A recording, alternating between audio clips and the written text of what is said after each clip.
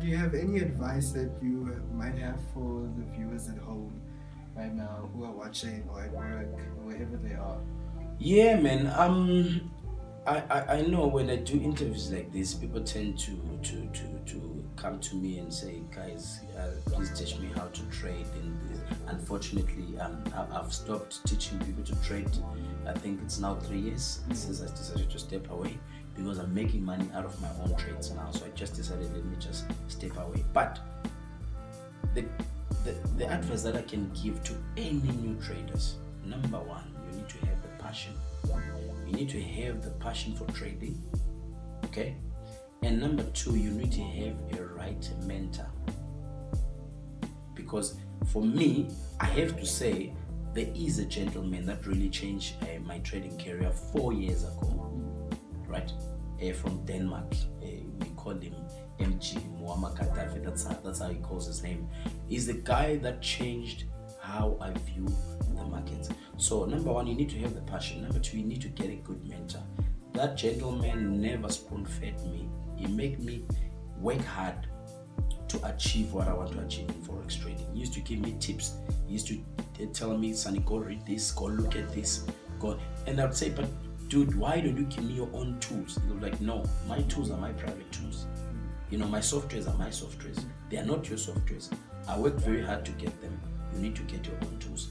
But by doing that, it pushed me so much that I ended up also coding or coming up with my own softwares that are very, very good. Now I rely on softwares that tell me when the volume is picking up, when the correlation is intact, when the markets are really, really hitting up, all of those type of things, and also when the trend is intact as well.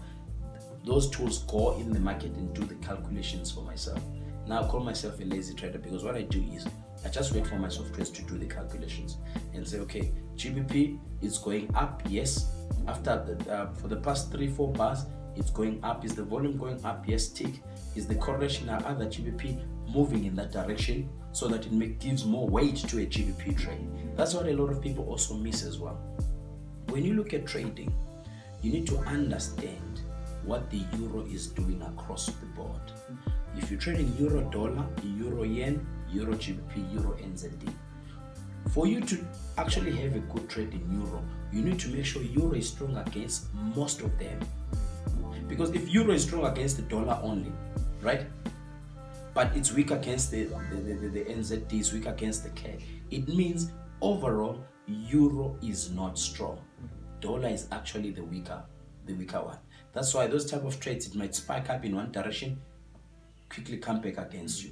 But if you look across the board and compare all the euro pairs, and then you see that indeed it's weak, it's strong against 90% of all the other euro pairs compared, then you know you've got a valid euro trade.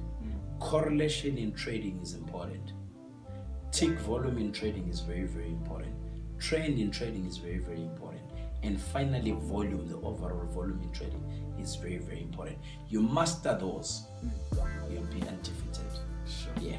No more looking at support and resistance breaking, no more trend lines. You're actually looking at the markets like the banks, because the banks, when they trade, they don't say, oh, there's a support and resistance. They look at their book and look at, right, which direction will give us money. Then they push the markets in that particular direction. Sure.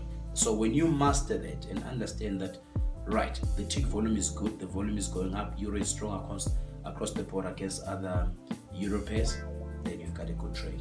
So that's quickly my trading advice that I can give to newbies. But also, guys, more than anything, get yourself a reputable mentor. Things that I spoke about here, you can research about them online, but more than else, get yourself a good mentor and a good broker as well. That's very, very important.